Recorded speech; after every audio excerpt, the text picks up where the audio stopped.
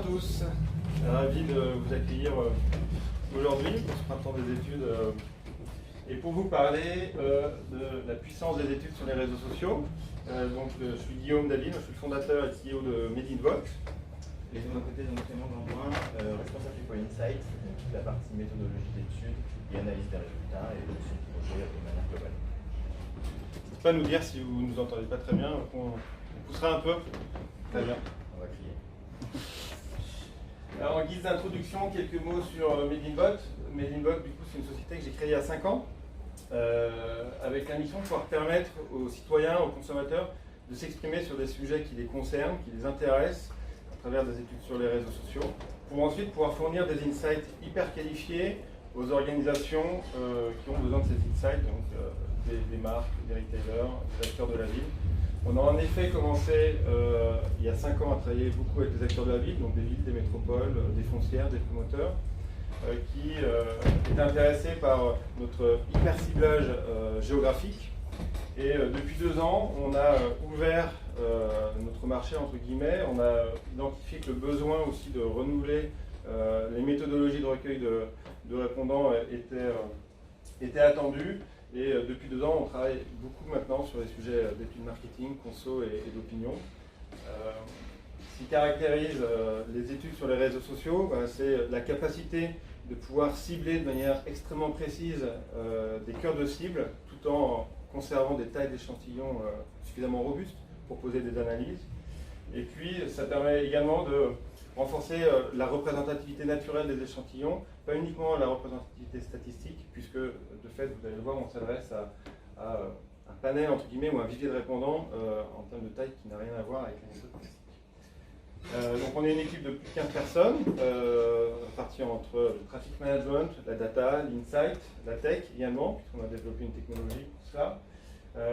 On travaille soit en full service en accompagnant nos clients de A à Z, de la stratégie, du terrain jusqu'à l'analyse, ou alors en centre omni. Et pour aujourd'hui, on va vous présenter, Clément vous présentera le potentiel des réseaux sociaux. Moi, je reprendrai la parole pour vous présenter quels sont les facteurs clés de succès d'un échantillonnage sur les réseaux sociaux. Et puis après, on vous présentera également les typologies d'études qui sont adressables sur ces canaux-là. Et puis on vous présentera en exclusivité aussi les résultats d'une étude profiling qu'on a fait pour que vous puissiez avoir une compréhension parfaite du profil des répondants sur les réseaux sociaux. Clément, je vais juste récupérer le micro. Clément pour le replay. Clément, Ça change rien. tu peux le mettre un tout petit peu plus haut. Un petit peu plus haut. Hop, voilà. C'est parti. Donc effectivement, l'idée c'est de se dire qu'après finalement le courrier, le téléphone et Internet, les réseaux sociaux c'est une nouvelle façon d'aller toucher des cibles qui vous intéressent dans vos projets au quotidien.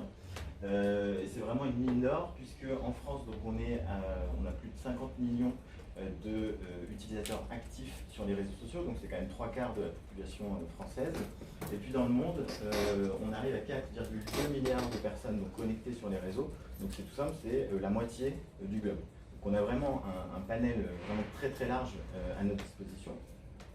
Une des forces, en l'occurrence de ce canal, c'est qu'il va solliciter les personnes dans un moment clé de disponibilité, de temps de cerveau disponible, puisque en moyenne, chaque personne passe 1h40 chaque jour sur les réseaux. Nous, ça nous laisse une marge de manœuvre suffisamment large pour pouvoir aller tout simplement interroger ces personnes-là dans ces temps de disponibilité. Alors un élément marquant aussi, c'est que le niveau d'engagement il est très élevé sur les réseaux sociaux, bien plus par exemple que sur de l'email classique. Donc ça c'est un premier point, et puis surtout, ce qui est important pour nous, c'est qu'on est sur des réponses authentiques, sincères et spontanées, pour plusieurs raisons, parce que déjà ces personnes-là, on va le voir tout à l'heure, ce n'est pas forcément des gens qui sont habitués à répondre à des enquêtes, donc c'est très spontané, très libre, très frais. Et en plus de ça, on ne donne aucune incentive aux répondants. Donc la raison pour laquelle ils répondent, c'est vraiment pour parler de sujets qui les concernent dans leur quotidien. Alors concrètement, c'est un nouvel outil de sourcing qui s'offre à tous les professionnels des études et du marketing au sens plus large. Et ça marche en fait dans tous les cas de figure, donc ça peut être pour des études internationales, nationales ou ultra-locales. Ça peut également être avec ou sans quota. Et puis surtout, ça peut concerner des cibles donc très génériques, mais aussi des cibles ultra niches qu'on a besoin d'aller chercher et qui sont parfois difficiles à trouver dans les panels. Mais du coup, il n'y a jamais l'outil parfait, magique, donc il faut, via ce canal, connaître du coup ses forces et ses faiblesses pour pouvoir l'utiliser au mieux, notamment dans une démarche d'études marketing où on a forcément besoin de faire attention à certaines choses.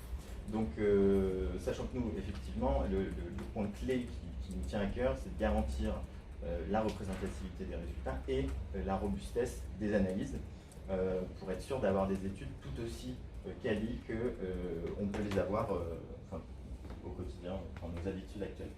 Donc, je vais laisser Guillaume vous présenter les principaux enjeux autour de la mise en place d'études via les réseaux sociaux. Si j'arrive à repasser le micro. Hop. Merci Clément. Donc effectivement, pour faire du social sampling, il y a quelques codes à connaître, quelques éléments qui sont différents des terrains habituels. Plusieurs éléments, on va commencer par les plateformes. Et quand on parle de réseau social, c'est pas uniquement Facebook, c'est pas uniquement Instagram. En fait, on a à disposition une large diversité de réseaux sociaux, de régies publicitaires sociales. On a Facebook, Instagram, Snapchat, TikTok pour également cibler certains profils plus jeunes. On a LinkedIn ou Twitter également pour nos cibles B2B. Donc on a ce cocktail et en fait il faut savoir utiliser ce cocktail selon les objectifs de l'étude, selon aussi la qualité de données qu'on veut obtenir, c'est-à-dire qu'il ne faudra pas hésiter à mettre le paquet sur une plateforme plus qu'une autre pour être sûr que la qualité que l'on souhaite des répondants soit au rendez-vous. Nous, ce qui compte, c'est justement la qualité, et la qualité des répondants, elle va passer aussi par l'utilisation des critères de ciblage. Ces plateformes sociales, en fait, ont des énormes audiences, on l'a vu, 4,4 milliards à l'échelle du monde, et ces audiences, en fait, sont segmentées, sous-segmentées et sous-segmentées à foison, ce qui permet, en fait, de mettre sur des individus anonymement, d'identifier des centres d'intérêt qui vont les caractériser, des comportements qui vont les caractériser, éventuellement des intentions, au-delà justement des critères sociodémo ou de géolocalisation. Et le savoir-faire de notre équipe et aussi de notre technologie, c'est de pouvoir adapter et de reconstruire en fait, le persona en jouant avec les critères de ciblage qui sont offerts par les différentes régies sociales. Et le succès aussi de cette démarche, c'est qu'il faut appliquer les critères de ciblage selon l'objectif que l'on veut avoir. Si on veut avoir par exemple une étude représentative à l'échelle nationale, il ne faut surtout pas mettre de critères de centre d'intérêt ou de comportement, ça viendrait naturellement biaiser la représentativité. Autre élément important, et je dirais même majeur, ce sont ce qu'on appelle chez Made in Vote les stimuli. Les stimuli, en gros, ce sont les visuels, les images, les vidéos, les accroches textuelles qui vont défiler sur le fil d'actualité, si on est sur un placement de fil d'actualité, sur la story, sur Messenger. Et en fait, il y a un véritable enjeu en termes de robustesse et de qualité d'échantillon derrière ces stimuli, parce que ces stimuli doivent être engageants, doivent se différencier de ce qui se passe sur le fil d'actualité pour attirer l'attention, mais en même temps, ils doivent être neutres. Il ne faut pas influencer le répondant, ou il ne faut pas influencer uniquement certaines catégories de population. Donc il faut prendre garde à avoir des stimuli, des visuels qui vont rester neutres, afin toujours de conserver une structure d'échantillon équilibrée et homogène par rapport à la population qu'on veut cibler. Et ces stimuli, ils doivent être également adaptés au code des études et aux standards des études. Par exemple, si on fait une étude de notoriété, il est hors de question de mentionner ou divulguer certaines informations sur cette étape de recrutement. Et c'est quelque chose sur lequel nos équipes sont vraiment attachées pour garantir la qualité des données, des répondants, et puis aussi une comparabilité dans le temps avec les autres typologies d'études. Il faut aussi s'adapter au code des plateformes que l'on va utiliser, parce qu'on ne communique pas de la même manière sur Facebook, TikTok, Instagram ou LinkedIn. Et puis il faut également s'adapter s'adapter aux placements qu'on va utiliser, puisque les placements sont stories, fil d'actualité, messenger, conversationnel, et ce ne sont pas les mêmes stimuli, les mêmes visuels qu'il faut construire derrière. Donc il y a une vraie expertise créative derrière l'usage des réseaux sociaux pour recruter. Le dernier point, c'est les algorithmes. Ils sont au cœur de notre quotidien quand on utilise ces plateformes sociales. En fait, ce sont les algorithmes des différentes plateformes qui vont faire en sorte que les stimuli, les accroches qu'on va créer vont être vus. Et ça, c'est primordial d'avoir un regard critique et d'être vigilant sur ces algorithmes parce que naturellement, les algorithmes sont conçus pour pousser du contenu et pousser encore plus de contenu à des personnes qui vont être sensibles au contenu. Concrètement, ça veut dire que si l'algorithme de Facebook détecte qu'une certaine catégorie de population est sensible à nos stimuli, il va la pousser naturellement à ces personnes-là. En termes de coût, c'est parfait. Nous, par contre, en termes de représentativité et de qualité de données, c'est vraiment ce qu'on ne souhaite pas, parce que là, on va déséquilibrer de manière importante l'échantillon. Donc pour ça, on a adapté nos stratégies d'acquisition sur les réseaux sociaux. On a construit aussi un outil à base d'intelligence artificielle qui nous permet de contrôler ça. En fait, on va adapter nos stratégies de publicitaires puisqu'on va faire des campagnes qui sont courtes, qui sont limitées dans le temps pour limiter l'apprentissage des algorithmes, pour pas qu'ils reproduisent toujours les mêmes individus ou mêmes profils d'individus. Donc ce sont des campagnes courtes, extrêmement nombreuses. On peut avoir des centaines de publicités à l'échelle d'une étude. Et ce sont des campagnes que l'on surveille en permanence comme le lait sur le feu pour les activer ou les désactiver selon l'atteinte des quotas.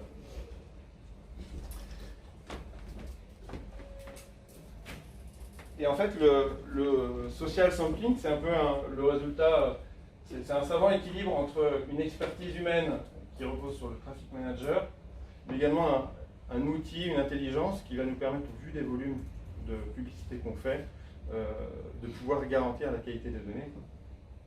Si on commence par le traffic manager, c'est un peu le responsable terrain 2.0 ou de 2020. En fait, il détient l'expertise en termes de mécanique publicitaire sur les différentes plateformes.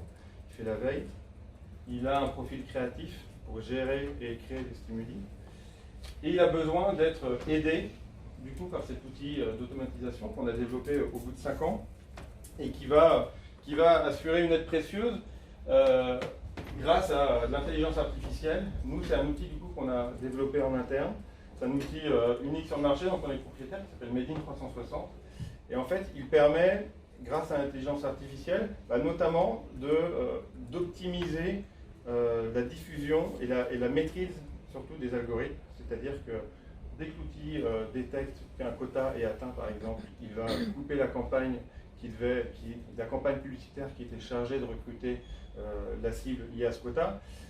Dès qu'il détecte qu'une campagne recrute trop de profils similaires, il va aussi la couper parce que c'est ça qui est la garantie de l'équilibre de l'échantillon.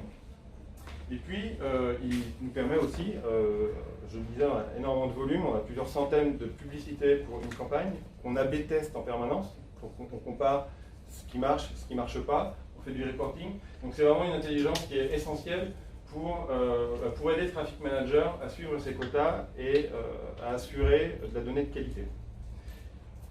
Et cet outil, on l'a également développé sur la partie, alors pas forcément terrain sur les réseaux sociaux, mais sur la partie analyse, parce qu'il y a quand même une particularité sur les réseaux sociaux, les gens sont très facilement bavards quand il y a des questions ouvertes.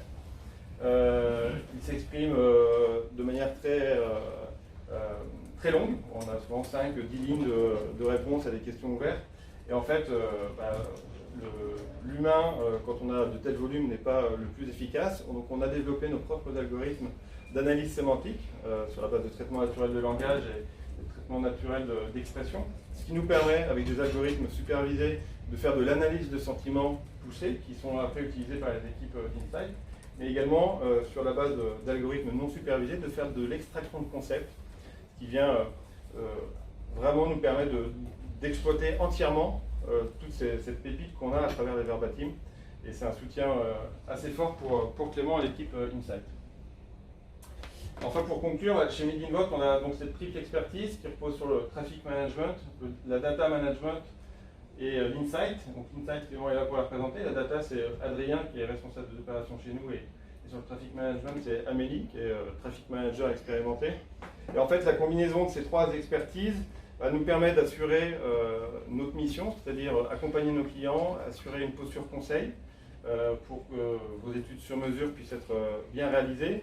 Et ça nous permet, vous l'aurez compris, pour nous, la qualité des répondants, c'est extrêmement important. Le répondant, ce n'est pas une commodité. Et c'est ça qui nous permet de garantir la qualité des données et donc de l'analyse que Clément et son équipe d'Insight vous remettent ensuite à travers des rapports clés en main, mais toutefois adaptés à notre époque, c'est-à-dire des rapports dynamiques, des dashboards filtrables et sur lesquels vous pourrez ensuite affiner votre analyse.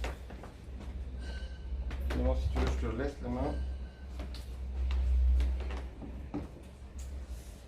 Alors pour rendre les choses un tout petit peu plus concrètes et imagées, on vous propose là sur les 3-4 slides qui vont suivre de voir quelques exemples d'études qu'on a pu mener pour différents de nos clients sur différentes problématiques.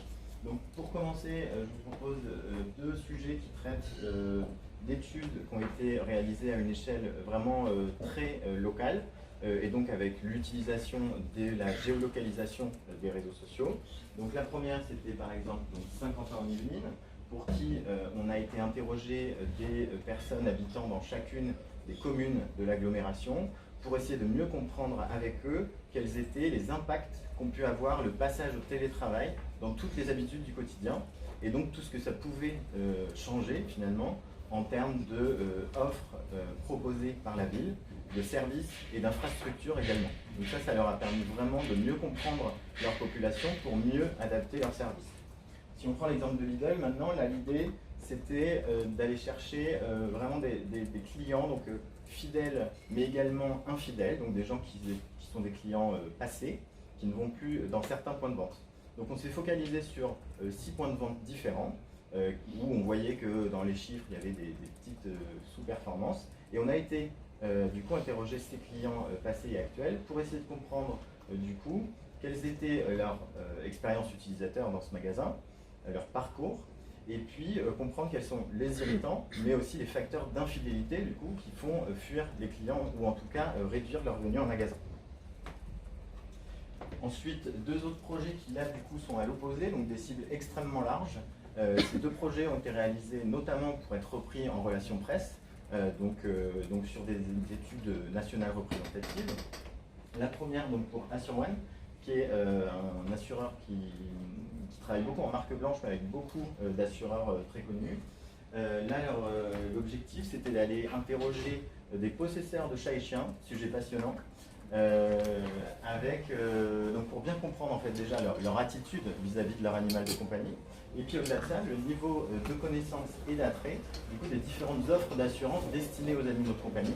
Et ça, donc, du coup, pour eux, c'est une mine d'or à la fois pour leur plan d'action, mais aussi pour reprendre un RP, typiquement avec des petites questions également un peu fun, genre le top 5 des prénoms donnés à son chat. Ça, on adore. Sur Quid, c'est un peu la même idée, donc du RP, mais là, on est dans un objectif beaucoup plus large. On fait avec eux un baromètre de la consommation de nicotine. Quand on dit consommation de nicotine, ça veut dire qu'on va interroger à la fois des fumeurs de cigarettes, mais également des fumeurs de cigarettes électroniques et de tabac à chauffer. Donc vraiment dans la nicotine au sens très large du terme. Et l'idée, c'est tout simplement de suivre de vague en vague l'évolution de la consommation de nicotine, chose qui est d'autant plus importante sur les derniers mois, parce que le fait d'avoir été confiné à domicile, d'avoir potentiellement fait du chômage partiel, etc., ça a beaucoup impacté justement la consommation de nicotine. Ensuite, deux autres exemples, donc cette fois-ci plutôt orientés pré-test, post-test. Donc typiquement, Heineken, on était sur un post-test, campagne digitale qui mixait à la fois du paid et de l'influence, donc avec un événement influenceur et puis des stories derrière qui en découlaient. Donc là, le challenge, c'était vraiment d'aller chercher des gens qui... donc sur la partie paid, on a pu savoir qui était exposé, non exposé grâce à des trackers.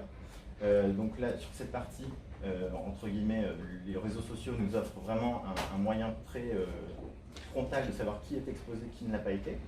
Et sur la partie influence, il y avait un autre challenge qui était plutôt dans la réactivité, puisque finalement, entre l'événement, la publication des stories des influenceurs, ça veut dire que notre post-test, il a fallu le réaliser le lendemain de l'événement pour que, en termes de mémorisation, on soit bien dans l'immédiateté, parce que c'est des contenus très éphémères en story, puisque ça dure 24 heures.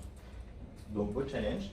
Et ensuite, donc un pré-test pour Chris, donc sur une thématique marque employeur, où on a été interrogé des opticiens, des audioprothésistes, des directeurs de magasins, mais aussi des étudiants en optique et en audition, pour leur présenter tout simplement différentes créas avec différentes accroches et essayer de comprendre tout simplement quelle était l'accroche qui performait le mieux, celle qui véhiculait le mieux finalement les valeurs qui étaient souhaitées par la marque sur cette campagne, dans l'optique bien sûr d'attirer le plus de talents possible avec cette campagne.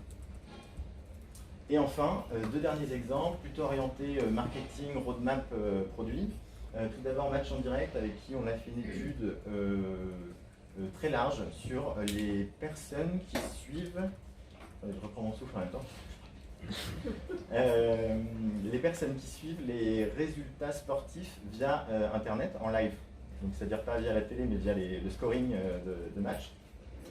Donc là, on a interrogé à la fois des utilisateurs de l'appli et du site internet Match en Direct, mais aussi des utilisateurs de la concurrence. Tout ça pour bien comprendre déjà quelles étaient les pratiques en termes de suivi des résultats sportifs, mais en plus, après, pour essayer de comprendre aussi quelles sont les forces et les faiblesses des différentes plateformes. Ça leur a aidé énormément pour justement définir quelle était leur roadmap à venir dans les prochaines années, que ce soit sur leur site, sur leur application. On a pu, par exemple, séparer les utilisateurs iOS versus Android, donc pour eux c'était une mine d'or. Donc voilà. Et puis pour Huntsman, dernier projet, donc un grand industriel qui du coup lançait un tout nouveau produit sur le recyclage. Et du coup l'idée ça a été tout simplement de mesurer le potentiel, donc via un test de concept, auprès des intentionnistes d'achat de matelas. Donc ça on a réalisé ça dans 6 pays. J'imagine que vous êtes tous à l'aise avec le test de concept, mais en tout cas il n'y a aucun souci pour le réaliser sur les réseaux sociaux. Alors vous l'aurez compris, du coup, on peut réaliser des tonnes de choses sur les réseaux sociaux, on peut interroger différentes cibles. Là, du coup, un petit rappel sur Scredoc, qui date de 2018, donc ça a dû gonfler depuis, je n'ai pas trouvé les chiffres plus récents. L'idée, en tout cas, c'est de se dire qu'on a souvent tendance à croire que sur les réseaux sociaux, on a plein de jeunes, ou alors on n'a que les personnes les moins aisées. Et bien, du coup, ces chiffres, juste pour rappeler que ce n'est pas forcément vrai, et qu'au contraire, on voit que la pénétration sur les réseaux sociaux, finalement, elle est ultra uniforme en fonction des revenus, mais aussi en fonction des âges. Alors même s'il y a des petites variations, on voit quand même que le potentiel est énorme, quelle que soit la tranche d'âge. Donc ça, c'est vachement, c'est très intéressant, puisque ça nous dit que finalement, on peut interroger vraiment du plus jeune au plus âgé et du plus aisé au plus modeste sur les réseaux sociaux. Alors du coup, on a voulu aller un cran plus loin en se disant, tiens, on va lancer une enquête nationale représentative sur les réseaux sociaux. Donc on a interrogé 1000 individus, quota classique, sexe, âge, PCS, région. Et puis on leur a demandé finalement, est-ce que vous participez à des enquêtes? Et après on leur a demandé, du coup, parmi ceux qui participent, de quelle façon vous participez. Donc est-ce que vous avez déjà répondu à une enquête sur les réseaux sociaux? Est-ce que vous recevez des emails de marque, par exemple, pour de satisfaction ou des choses comme ça? Ou est-ce que vous êtes inscrit sur un panel de consommateurs? Et donc là, ça nous a permis, en fait, via cette question, de catégoriser d'un côté les panélistes, de l'autre côté les réseaux sociaux. On est en déclaratif, je précise. La première chose qui est apparue dans cette enquête, c'est qu'en fait, il y a 5 Français sur 10 qui n'ont jamais participé à une enquête en ligne. Et ce chiffre, il grimpe même à 6 sur 10 parmi les moins de 25 ans. Donc ça nous a vraiment marqué, parce que nous, notre volonté, en tout cas, c'est de donner justement la parole à tout le monde, en allant pousser nos enquêtes via les réseaux sociaux que tout le monde a. Donc ça, c'est une bonne chose, et du coup, on était conformés, je trouve pas le mot, ça nous a rassurés, confirmés, dans notre volonté de donner la parole à tout le monde. Et alors, ce qui est hyper intéressant également, c'est que ces gens qui n'ont pas participé à des enquêtes, on leur a demandé tout simplement, est-ce que, quelle est la raison pour laquelle vous ne répondez pas, vous n'avez pas encore participé à des enquêtes? Et en fait, la première raison, c'est qu'ils ne sont pas sollicités. Donc ça, c'est un vrai point. Et du coup, à l'inverse, on n'a que 2 sur 10 qui nous disent, j'ai juste pas envie de donner mon avis, en fait. Donc ça, c'est un vrai bon point par rapport à notre volonté, en tout cas, de donner vraiment la parole à tous. Alors après, on s'est dit, allons regarder leur profil à ces gens-là.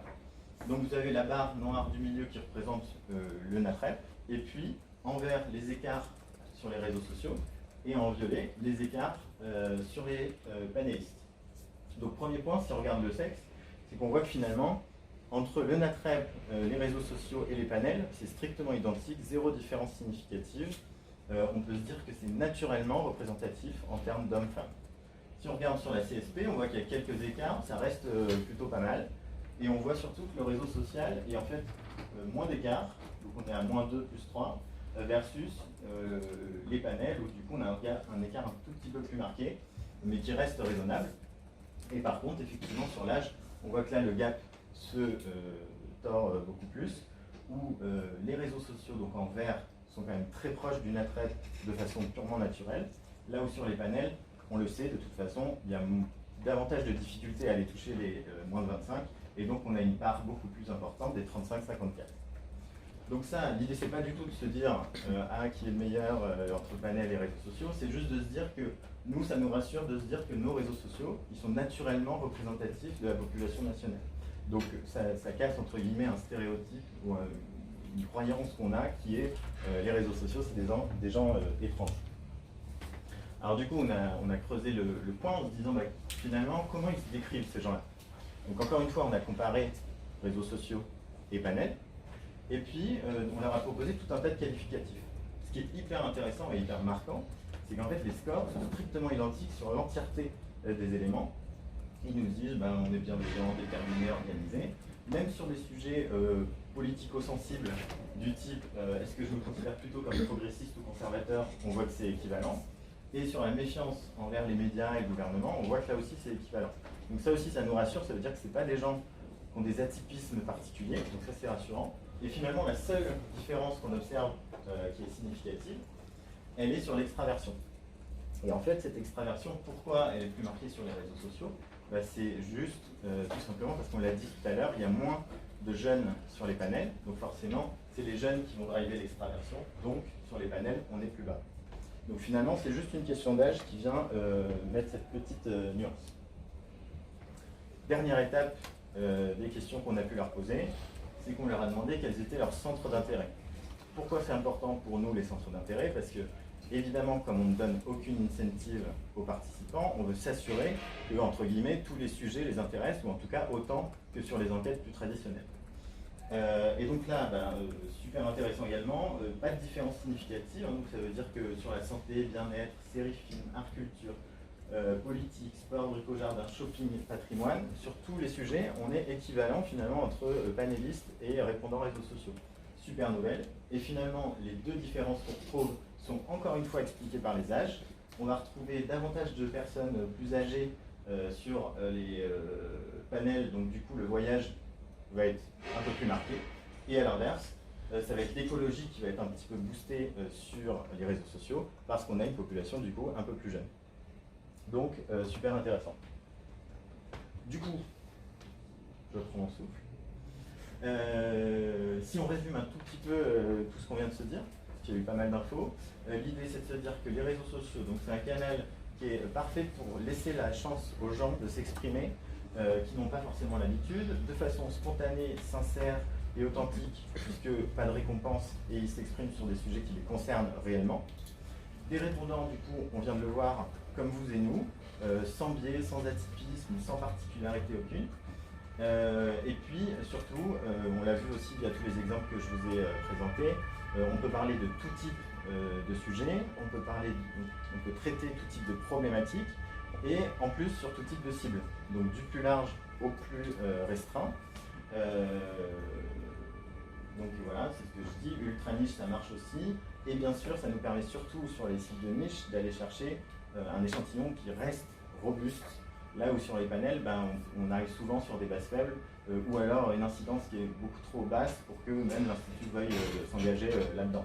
Donc on a une vraie force là-dessus, y compris du coup sur les cibles B2B où ça surprend souvent nos clients, mais en fait sur les réseaux sociaux ça marche super bien parce qu'en fait on va capter les professionnels dans leur vie personnelle, tout simplement.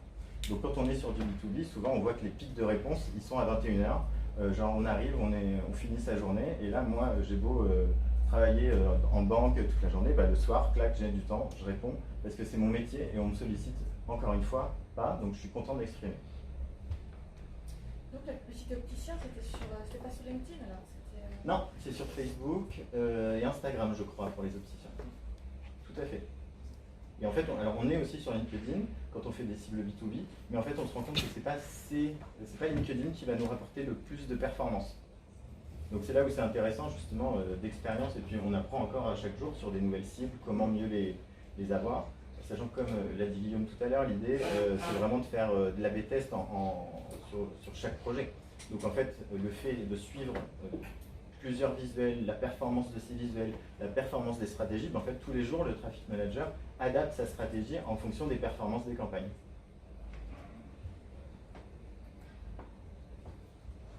Ça, je crois. Et, petit slide de conclusion. Merci Clément.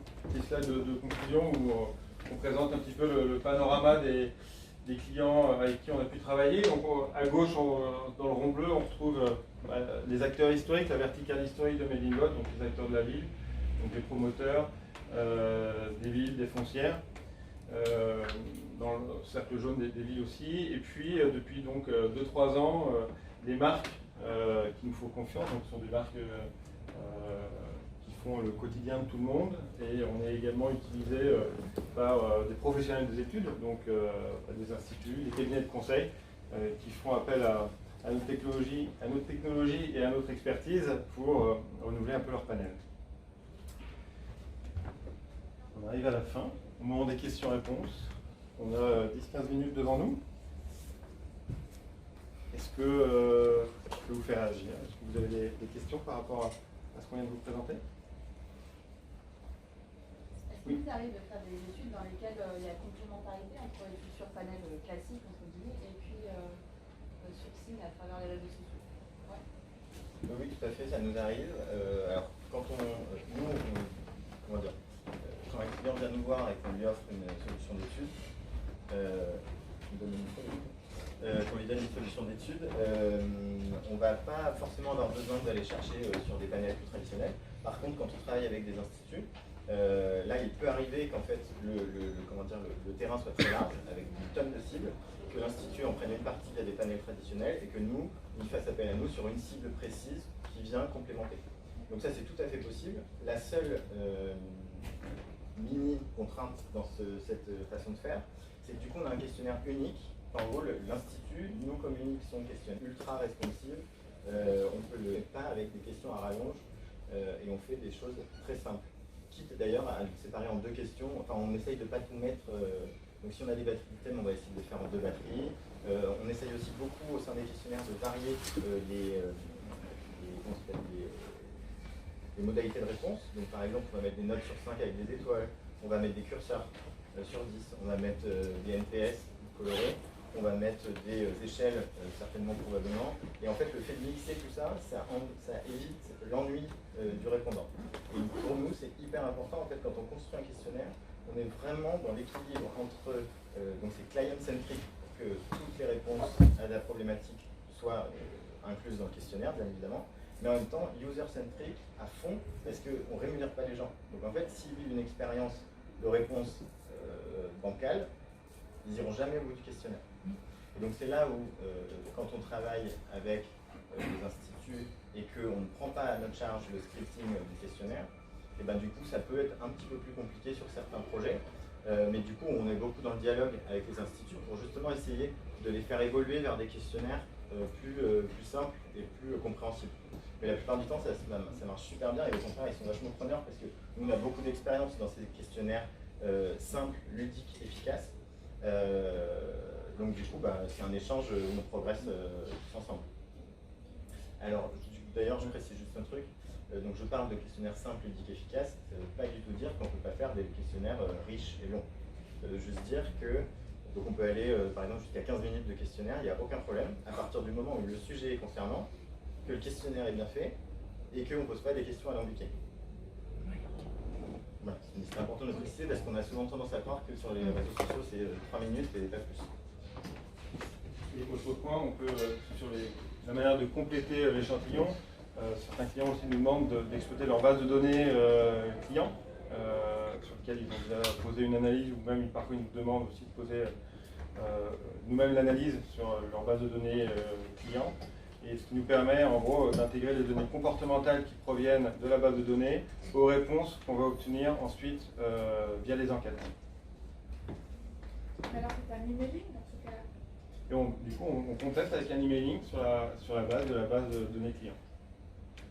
C'est ça. Ce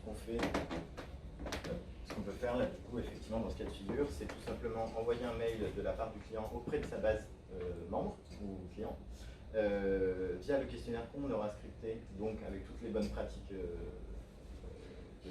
questionnaire, de rédaction, etc.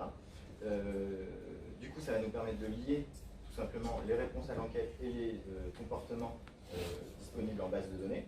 On va fusionner les deux, et du coup, là, typiquement, sur un projet qu'on a fait récemment, on a construit toute une segmentation RFM basée sur les comportements, donc sur la BDD, mais qu'on a ensuite transformé en persona pour chacun des segments, qui mélange des données comportementales et des données déclaratives liées à l'enquête.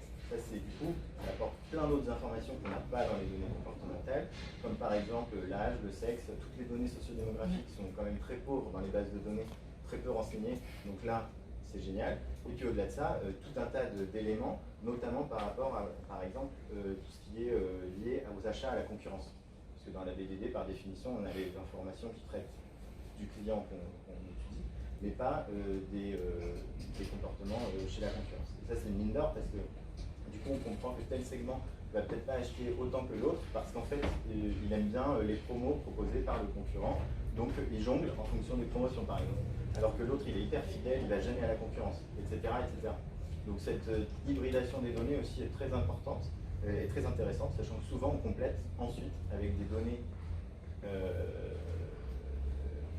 non clients, c'est-à-dire du coup sur les réseaux sociaux, des enquêtes qui viennent ensuite interroger les clients de la concurrence. Comme ça, on est en enquête 360 où on fait vraiment toute la base client en un coup d'œil.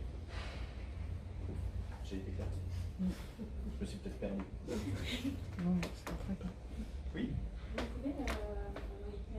Pouvez-vous repasser la slide sur vos clients, parce que j'ai cru voir Bouygues Immobilier, CSA, il y a quand même un grand écart entre l'implantation de projets immobiliers, je suppose, et puis le CSA qui était ce que vous avez fait pour une entité indépendante qui se veut un peu réglementaire.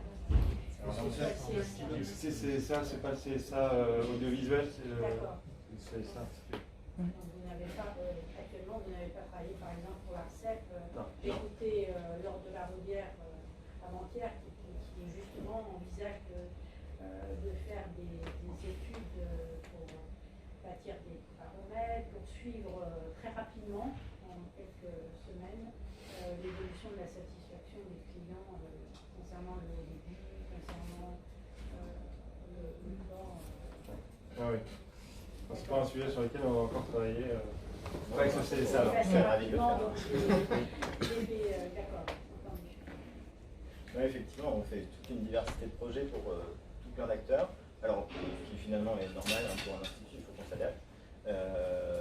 Et c'est vrai que c'est ultra enrichissant au quotidien, en tout cas, de se dire qu'on jongle sur une diversité de thématiques incroyables et avec bien évidemment des méthodologies différentes à chaque fois. Vous aviez parlé dans votre présentation au départ de l'intérêt pour les citoyens et l'aménagement entre les guillemets du territoire. Donc je retrouve Bouygues, Ogic, Vinci, ICAD. Est-ce que vous pouvez nous en dire plus de réponses que vous leur avez fournies? Oui. Ça fait partie des... Ce que je disais tout à l'heure, ça a été la première verticale sur laquelle on a travaillé. Moi, je travaillais un peu sur ces sujets-là avant. Et c'est vraiment ce qui m'a poussé à créer Made in Vote, c'est engager les citoyens dans l'évolution de leur quartier. Donc les premiers acteurs qui ont été concernés, ça a été les promoteurs ou les foncières. Et typiquement, un cas d'usage, à Bouygues Immobilier qui réaménage un quartier. Sauf qu'avant de réaménager le quartier et d'arriver avec ses gros sabots, veut comprendre quels sont les usages qui sont faits à l'heure actuelle par les riverains du projet qu'ils vont développer. Quelles sont les attentes en termes de commerce, de services, d'aménagement de quartier, d'équipement public. Donc ce sont des études souvent assez en amont des projets. Et puis, ce qu'on fait également maintenant, c'est de la satisfaction barométrique. Une fois qu'un projet a été construit et implanté, on fait la satisfaction auprès des occupants de l'ensemble immobilier qui a été construit, donc les clients en fait de ces promoteurs, mais également de la satisfaction auprès des usagers et des riverains du projet qui a été construit, puisque c'est également hyper important pour ces acteurs de la ville maintenant d'intégrer la satisfaction des personnes qui vivent autour des projets dans lesquels ils s'implantent. Oui. Bonjour. Laetitia Dansou, je suis dans un cabinet qui fait du conseil en politique publique et notamment de l'évaluation. Et je vois qu'il y a Action Cœur de Ville dans vos références. Est-ce que vous pouvez nous en dire un petit peu plus? Et puis après, j'ai ma question gros sabot. Excusez-moi si c'est confidentiel parce que ça a été évoqué, mais combien ça coûte là? Alors sur le combien ça coûte, je laisserai Guillaume. Sur l'Action Cœur de Ville, c'est très simple. En fait, on travaille, alors pas avec l'entité Action Cœur de Ville en tant que telle, mais avec les mairies qui font partie de ce programme-là. Et tout simplement, donc le programme a commencé, je crois, il y a 6 ans, il me semble, 5-6 ans. Donc il y a tout un tas de mesures qui ont déjà été mises en place grâce aux aides gouvernementales.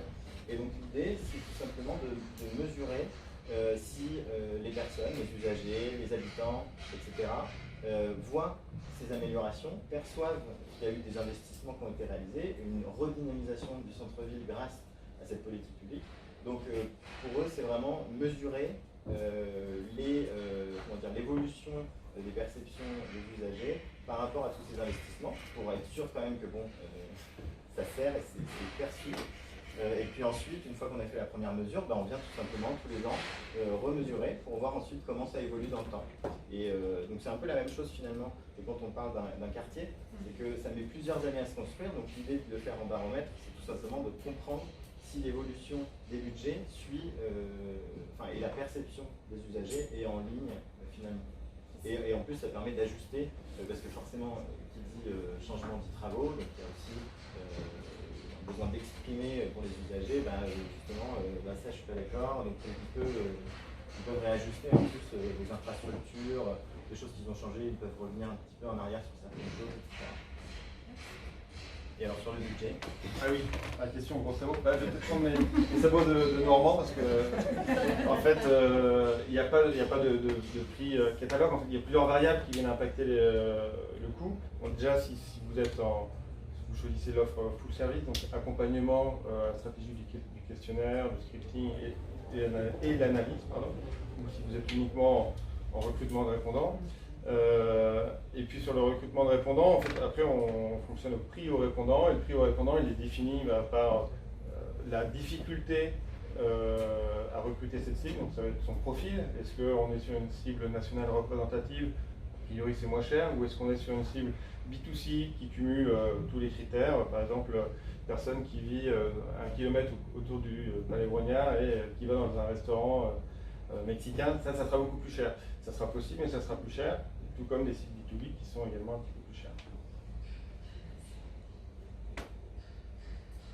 Si vous avez d'autres questions. Oui. Juste par curiosité, votre étude sur les gens qui vont changer de matelas, vous avez montré tout à l'heure, vous l'avez laissé en ouvert au grand public, ou bien vous avez identifié que c'était une cible un peu plus niche et donc un peu plus chère avec un targeting spécifique? Est-ce que c'était par rapport, est-ce que vous avez arrosé tout le monde en disant on va en arroser beaucoup plus pour pouvoir avoir l'échantillon souhaité, ou est-ce qu'il y a eu une réflexion? On était sur des offres intentionnistes d'achat de matelas à 6 mois. Donc là, on était quand même sur des profils assez précis. Donc on a mis en place du targeting assez précis sur de l'historique de recherche sur Google, sur de l'historique de visite de magasins, par exemple. Ah, vous arrivez à aller jusqu'à ce niveau de data? Oui, on peut même suivre les posts qui sont likés sur les réseaux sociaux, par exemple. Donc si j'ai mis un cœur sur le nouveau meuble Alinéa, par exemple, peut-être que je suis en déménagement, donc les matelas m'intéressent, etc. Donc en fait, les réseaux sociaux, avec toute la navigation, ils aspirent tout et ils créent, entre guillemets, des personas un peu, alors des milliards de personas au sein de leur base. Et nous, ensuite, on vient essayer de reconstruire les personnes qui sont les plus à même de correspondre à notre site. En sachant que du coup, ce qu'il faut bien avoir en tête, c'est que toute la partie ciblage sur les réseaux sociaux, c'est une histoire de probabilité. Donc c'est-à-dire, quels sont les critères qui vont maximiser mes chances d'atteindre la personne que je recherche. Mais quoi qu'il arrive, on vient tout valider en introduction de questionnaire, comme on le fait traditionnellement, pour être sûr que la personne répond bien aux critères. Est-ce que vous faites des études de post-launch produit? Alors post-launch, on n'en a pas encore fait, mais c'est complètement faisable. Il n'y a aucun problème. Il n'y a pas de souci, puisque même sur des, d'ailleurs des produits tout juste lancés, ce sera beaucoup plus simple pour nous de mettre la photo du produit en accroche, de dire vous avez déjà consommé ce produit, répondez à notre enquête, il n'y a aucun problème. Et après, ça nous permet effectivement d'aller poser les 5 minutes de questions sans aucun problème. Même du coup sur les produits qui sont assez peu vendus. Et ça peut être d'ailleurs très intéressant sur les produits qui du coup se vendent peu, donc ne marchent pas forcément, pour comprendre quoi. Donc il n'y a aucun problème. Le temps passe. Le temps passe, on a déjà 5 minutes, on va grappiller un peu. On est sur le stand juste à la sortie, un stand Made in Vote. Et sinon, il y a nos coordonnées si vous avez eu le temps de les prendre. Et si vous n'avez pas eu le temps de les enregistrer, il y a juste des cartes et des petits flyers sur notre stand à la sortie. Donc merci beaucoup pour votre attention. Et puis n'hésitez pas à nous poser des questions.